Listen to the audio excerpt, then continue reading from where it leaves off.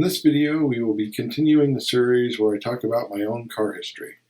So naturally, we start with car shopping. By this point, my 93 Geo Metro was creeping up on 3 years and 90,000 miles. So naturally, I was getting anxious to unload it. Our first thought was to find a used European luxury sedan, and we spent a couple months test driving what seemed to be every one in the county. We must have test drove 30 BMWs, at least a dozen Mercedes, half of which were diesel, and one Peugeot 405 Turbo. But prices seemed high, conditions seemed questionable, and parts were ridiculous. So we came to the conclusion that anyone that would buy these cars had to have at least a bit of a masochistic streak. So we turned our attention to the new car market, things under the $15,000 mark. Our first go-to vehicle was the Honda Civic. So I picked out a gray EX coupe with a 5-speed, but the dealership was willing to give me absolutely nothing for the Metro as a trade-in. The compact truck market was hot, and as the B-Series truck was essentially a Ford Ranger for $500 to $1,000 less, I tried the Mazda dealership, and they wouldn't give me the time of day. Nissan wasn't really on my radar, but it was right there next door to the Mazda dealership, so I thought I'd give them a try. And after they spent an hour trying to convince me I needed to upgrade to a Nissan Maxima that was twice what I could afford, I eventually left there with the only 5-speed Nissan XE King Cab 2-wheel drive they had on the lot. It had an optional alarm system that I wasn't willing to pay for, so we'd set an appointment to bring the truck back so they could remove it. But before that happened, the dealer decided it was cheaper to let me have it than it would be for them to remove the thing. It wasn't really functional as a family car with 2 teenage boys sitting in the back, but we tended to use it that way, punishing both them and ourselves. First thing we did was put a bug screen on the front to protect the exposed painted area above the grille, and put some mud flaps on it to protect the paint along the side. Mud flaps that were a quarter the cost of what the dealer wanted for them, but were much higher quality. At some point, we put a canopy on it, one of those super heavy-duty ones where they used to do the commercials where they would drive over them with a 4-wheel drive truck. And the thing weighed a ton, well, at least several hundred pounds, totally destroying the truck's handling. Nothing a set of spring helpers wouldn't fix. Point 1 for rear leaf springs. At around 36,000 miles, it was due for new tires, so we upgraded both the wheels and tires. We taught our 2 oldest boys and 1 future daughter-in-law how to drive clutch in that truck, so it's a wonder the clutch survived beyond 100,000 miles. But rear-wheel drive, so easy fix. Shortly before the truck reached 150,000 miles, the wife hit a deer in it. The damage didn't seem too bad as the deer essentially went through the grill into the engine compartment. So we patched up the radiator, but soon found water in the oil, and it sat around for a while before becoming salvage. The next vehicle is one we traded back and forth with our son several times. It was a 1961 Chevy Apache 10 long bed stepside. He'd paid $400 for it, had a 235 straight 6 with a Granny Low 4-speed, and although the engine had just been rebuilt, the rest of the truck was pretty much rotten. It was originally a sort of a off-white, light gray kind of color, but it was more rust than paint when he got it, and he spray painted it black. The wood bed was essentially nothing but splinters, but fortunately was the same size as a sheet of plywood, so all we had to do was toss one of those in the back and we had a bed floor. It wasn't long before the clutch had to be replaced, and it turned out to be the first and only vehicle where I ever had to buy a clutch alignment tool to get it back together, after virtually everyone I knew gave their hand at trying to line the thing up themselves. We were constantly piecing the thing together to keep it drivable, and at some point we replaced the original generator with a single-wire alternator. That truck was around for several years, and as I mentioned before, we traded it back and forth between the boy and various other vehicles that we had, and ended up being one of many vehicles that we got rid of when we had to move out of state.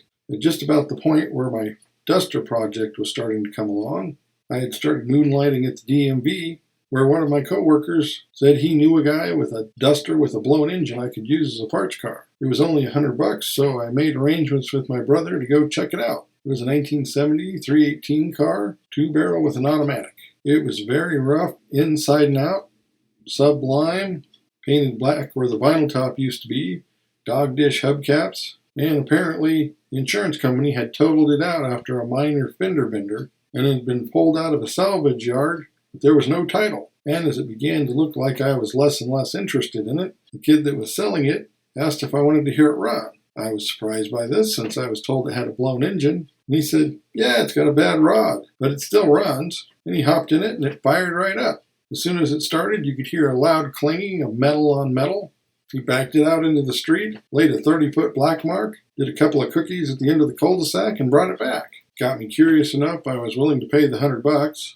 And since it ran, instead of trying to tow it, I figured I'd try to drive it and see how far I'd get. As we started to get close to my brother's house, I thought I would press my luck, and after stopping at an intersection, I decided to just hammer it all the way to the floor and see what happened. The engine revved up, and at first I thought the transmission was slipping. Then the ass end started to walk sideways, and I noticed a big cloud of smoke behind me. Eventually it did start some forward momentum, and laid at least a 100-foot black mark. So, as soon as we got it home, we set out to find the source of the noise. It turned out that the transmission inspection plate had been dented in to the point that the torque converter bolts were hitting it as they spun around. Removed the plate, flattened it out, noise gone. Took several months, but we eventually got the title for it, replaced the skinny bulb bias ply tires with some decent radials, and slapped some Marvin the Martian stickers on it. Ended up using it as a work car for several years. At one point on the interstate, it started bucking and coughing. Turned out that the automatic choke assembly had rusted out to the point that air was getting sucked into the intake manifold. So I pulled the 4-barrel and manifold off of a friend's wrecked 360 Dodge van and swapped that over to it. Eventually we reached a point where we needed some extra money and sold it to a Mopar guy that wanted to restore it. As I mentioned in my last video, I had traded in my Yamaha Virago 500, and what I traded it for was a Yamaha Virago 750. This bike looks so similar to the one before that most of my friends didn't even realize it was a different bike. But from a riding perspective, it was nothing like the smaller bike. On the smaller bike, you'd zip through the gears while keeping all of your weight forward so you could stay on it, and when you reached the top gear, you'd be doing between 60 and 65 miles an hour. On the bigger version, you'd zip through the gears, it was rock solid, and when you reached high gear, you'd be doing 80 to 85 miles an hour.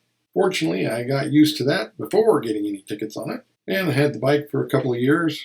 But one sunny winter day, I went riding with a friend, and after a very nice ride through the canyon, we were returning home when I lost my back brakes. The pedal went all the way to the pavement. I overcompensated on the front brakes and went down hard, as the road was covered with pea gravel. I came out of it unscathed, but the bike was not so lucky. Somewhere along the line, we started looking for a more family-oriented daily driver when we ran across a 1979 Cordoba that had been sitting in a barn.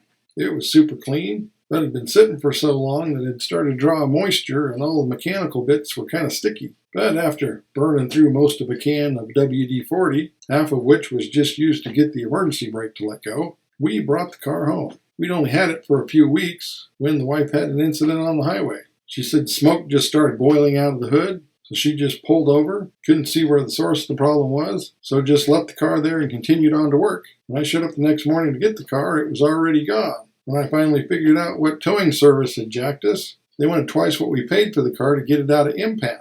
So I told them where they could park it. A couple weeks later, we saw the car driving around. Next, we picked up a 1978 Ford Fairmont station wagon. 200 straight six, 3-speed manual on the floor, and 0 options. This car seemed to hate me. It overheated every time I drove it, but never overheated any time the wife ever drove it. The relay on the front fender went bad, one that connects the battery to the starter to the ignition switch. Our local parts place had recently closed, but the guy from our former Radio Shack said he could order the part for me, but the replacement part we got was bad. Bad in the sense that once I installed it, as soon as I hooked up the battery, the car started, and as it was in gear, launched forward. The bumper caught me in the knees, and I fell forward into the engine compartment, fortunately pulling the battery cable off, and after it bucked and stuttered for about 40 feet, finally died. So he ordered me another one, and that one worked. I'd picked up a set of fake fender vents off of an 80s Fifth Avenue at some point that were almost the same color, and mounted them on the center of the hood of the Fairmont, for no reason in particular. And suddenly everyone started asking me if it was a turbo car. But I was not a fan of this car, so I sold it to a friend of mine that's a hardcore Ford guy. After that, some of our family members were starting to feel sorry for our bad luck, and we were offered an 86 Oldsmobile Calais. It wasn't a bad driving car, and this would end up being the last car that I got a speeding ticket in. Well, we didn't have it long before a wheel bearing went out. Shortly after we got that fixed, the turn signal stock broke. I went to a local Chevy dealership to get the part off of a Beretta, which they insisted wouldn't work because it was a different part number, but when they gave it to me, the only difference was that it was black instead of gray. A sensor blew out of the exhaust manifold, stripping it out, and oddly enough, I couldn't find the identical cast iron exhaust manifold and had to replace it for a steel one, which, if it wasn't the Tech 4, might have been considered an upgrade. But this car we also didn't have for long, and sold to a friend of ours, and bought a 1973 Eldorado.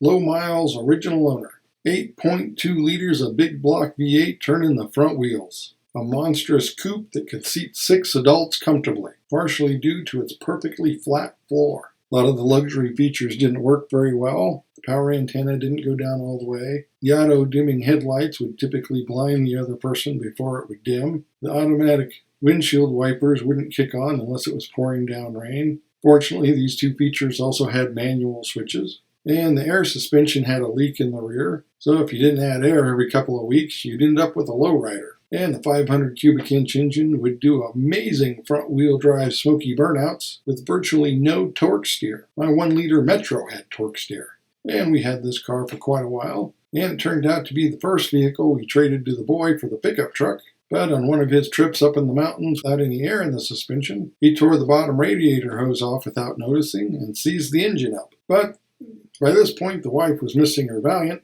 so we went in search of another one. What we found was a 1975 Brougham 2-door hardtop, not to be mistaken with the Swinger Brougham, which apparently is different by having a Swinger badge on the side. But the Brahms had body-colored hubcaps, of which we only had 3, velour interior, air conditioning, and a hood ornament. The driver's side was bashed in behind the door, which we had fixed and the car repainted, put some spun aluminum wheels and upgraded tires on it. And that was the wife's baby for a number of years. At some point, we decided to give it an oil change with synthetic oil instead of conventional, and 2 weeks later, it threw a rod, which suggests maybe you shouldn't put synthetic oil in an old engine. So we picked up a 273 from my brother because it wasn't torquey enough for his Dart project, but we didn't get around to completing the engine swap, and this too ended up being one of the many cars we sold when we moved out of state. Next car we bought from some friends of ours, a 1975 Nova Concours. It was a V8 2-barrel automatic car that we believed was a 305 when we bought it, but it turned out to be the even smaller V8 that was used in the Monzas. The car was a total turd, even after we upgraded to an Edelbrock 4-barrel. But it drove nice, and as a Concours had the nicer interior. The silver paint was peeling, and slowly but surely the side trim pieces would start peeling off as we were going down the interstate. And after they were all gone, we spray painted the car white with blue stripes. And this would end up being the second car that we would trade to the boy for the Chevy pickup. And it was about this time that we inherited my wife's grandfather's 1977 Datsun 620 King Cab pickup. It had a utility rack that he'd made himself, factory chrome wheels from our 95 Nissan that we gave him when we upgraded that truck, and at one point it had aftermarket saddle tanks that he'd removed when they became illegal. This proved to be a great little truck. It hauled and towed everything we threw at it, in spite of its tiny 110 horsepower engine. And it continued on being used as a work truck for a number of years. But when we did our out-of-state move, instead of bringing it with us, we passed it on to the kids. And yes, there are still more vehicles, but we will come back to that in another video. Once again, thanks for watching. Don't forget to like and subscribe and comment below. Thanks.